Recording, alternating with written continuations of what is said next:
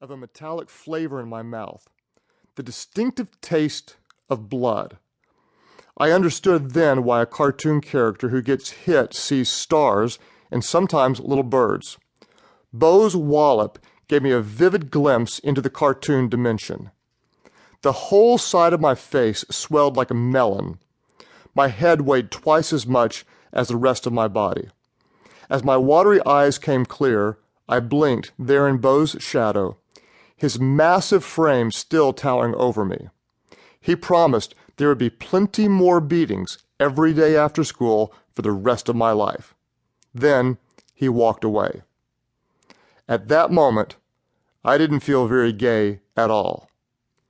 When the dizziness wore off enough that I could stand, I staggered home in shame. My very first fight, and I didn't even get a punch in. Getting beaten up was bad enough. Getting beaten up for being happy was infinitely worse. Section 1, Part 2. Holding out for a hero. We love to root for the underdog. We love to see good triumph over evil and courage defeat cowardice. We love to see righteousness prevail and unrighteousness punished. And we love a hero who refuses to give up the fight, no matter how impossible the odds. Right now, we're starving for heroes. We're no longer surprised when men we once admired and respected, elected officials, superstar athletes, gifted pastors, tumble into a sex scandal, an embezzlement scheme, or a domestic abuse arrest. We're almost jaded, half expecting our leaders and favorite celebrities to be hiding something. Most are, right? We hope they'll make sacrifices, take risks, and make hard decisions to do the right thing. But we aren't surprised when they don't. We lack real heroes, and Hollywood fills the void with a glut of superheroes. Iron Man and Batman and Thor and Spider-Man and Avengers and X-Men, dazzling us with their powers in 3D on Blu-ray. But we still long for someone to show us what an authentic, flesh and blood hero looks like. Where have all the good men gone? I read a book recently that suggests our culture has tried to turn the good men into women. Nicer, softer, kinder, more compassionate, and fashion savvy.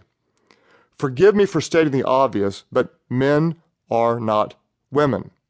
For the record, women don't make good men either. After all, God created us differently. So God created human beings in his own image. In the image of God, he created them. Male and female, he created them. Genesis 1:27, New Living Translation. Both men and women reflect the image of God, but in distinct ways. I'm convinced that one of the most profound ways has to do with how we use our manhood.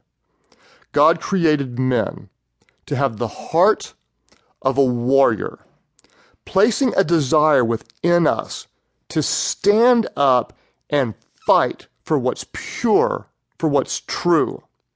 A man has a warrior's heart.